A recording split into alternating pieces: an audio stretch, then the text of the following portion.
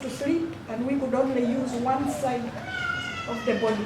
My whole body hurts. The ward that I can speak for, Ward 1, which mostly consists of newcomers, and I'm told convicts, especially murder convicts. The situation in there, I plead with anybody that has any faith left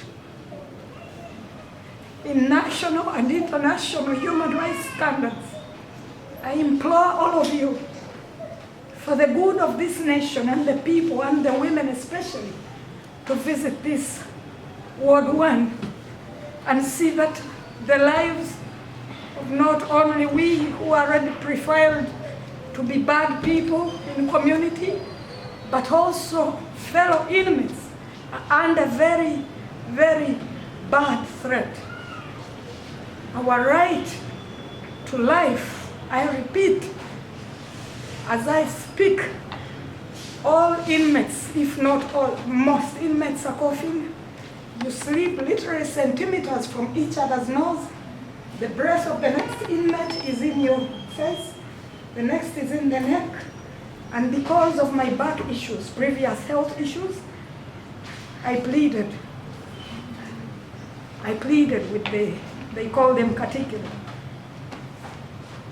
who very inhumanely degraded me. They make us crawl on the floor like undeserving animals or insects, calling them mukuru and katikiro. I had a total breakdown. I begged for my life. They labeled me insane. And she ordered me to say nothing else. And I had to just sit all night on my back. The following day, we tried, it was the same. They brought new people in the cell, and it got worse. You literally didn't have the space to turn. They call it kagongo. You must lie with one side. You cannot turn. One of the people they had brought, a woman, had menstrual blood all over her, and she was made to be near me. Another one who a fellow inmate said had tuberculosis was right behind me. It made me panic so much that I kept it in mind to call who they called the human rights representative, also an inmate called Jackie. We are not allowed to talk. We enter at 3 p.m. We enter those cells and we sit down. Every morning, the evidence of the rot on which people lie, rags, maroon-colored rags, to work as blankets, they are removed conveniently and heaped in something every morning. Even if you plead to be unwell, no one will listen. I asked to see a doctor. Twice I was at the dispensary. The doctor wasn't present. An injection was administered, which was said to be diclofenac. And I declined to have the consequent injections because we were hungry, we were discriminated against, we weren't given dishes for the meal. There was information, we had to be very careful. I could go on and on, but I implore everybody in this court that cares anything about human rights to take a look at Ward 1, Rosita Bucks Prison. The young girl that I was taken on the bus with, her name, Natabi Margaret. I left her very sick. Twice yesterday she went by the dispensary, once spending there 2 hours and giving up and leaving at 11 because there was nothing. The prison officers degrade us. They use language that's intended to break the most resilient of spirits. While the woman, I think she was a KCC convict hawker or something, detainee, she had her menstrual blood running. There is something they call fallen.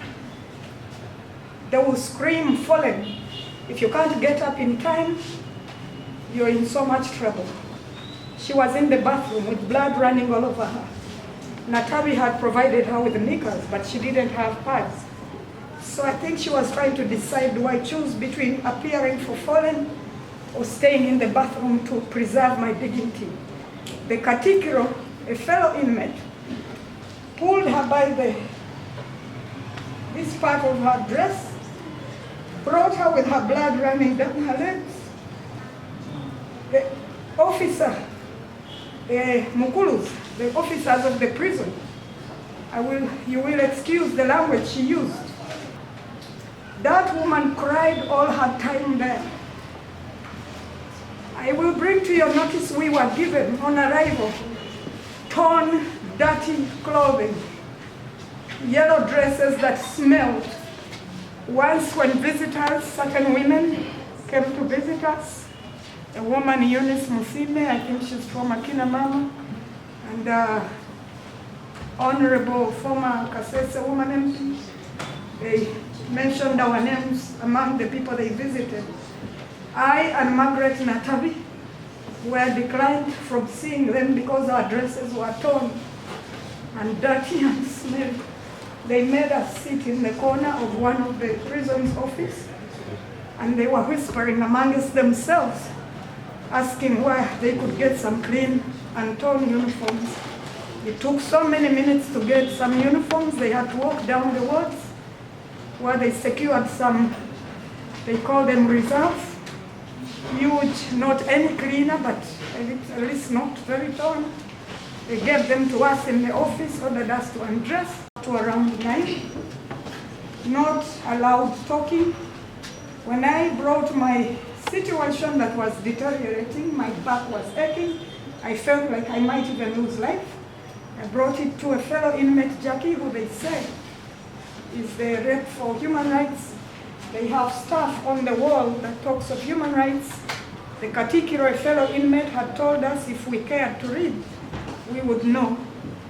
But most inmates don't even read it. So when early in the morning, when we are first allowed to make any movement, quietly I walked to Jackie's bed. I don't know her other name, Naku Jacqueline. I think she's a long-term detained, whatever, convict. I whispered to her and begged her to come see how we had slept. And all the time, if I may use a Luganda word, I've been walking like a woman that's 70. Jackie was slept. She had tears in her eyes too.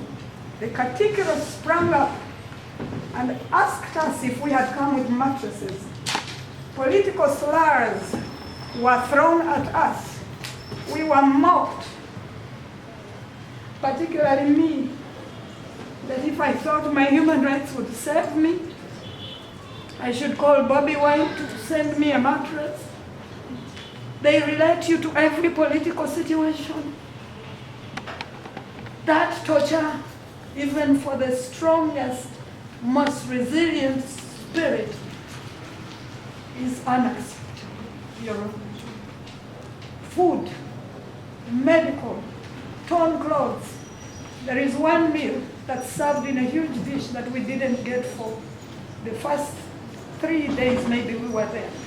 But personally I survived because indeed the inmates started to relate me to Bobi Wine. They introduced, the free time we are allowed outside, they introduced me to political prisoners who supplied me with a little food and water. I would close by calling on all of you, smart men and ladies of the law. There must be a pushing for human rights to mean something in this country. The women in that cell, many arrive healthy. You could go and check today. Many went to the doctor and they couldn't access medicine because the line was long, or Katikiros are also sick and they're bypassing. I implore all of you to push for the simplest of rights to be respected. National, international standards of rights. There is no difference between we, the inmates in Uganda, and the inmates elsewhere in this world. Water is rationed. There is one hall that we all use in that big hall. The hall is maybe half this size and it contained at one part 80, 89, they keep counting. One hall where you can do everything. It's covered in menstrual blood, number 5 as they call it, human fecal matter. I have issues, I couldn't squat on that hall, and when I tried to susu while standing, someone came and shoved me for not having manners.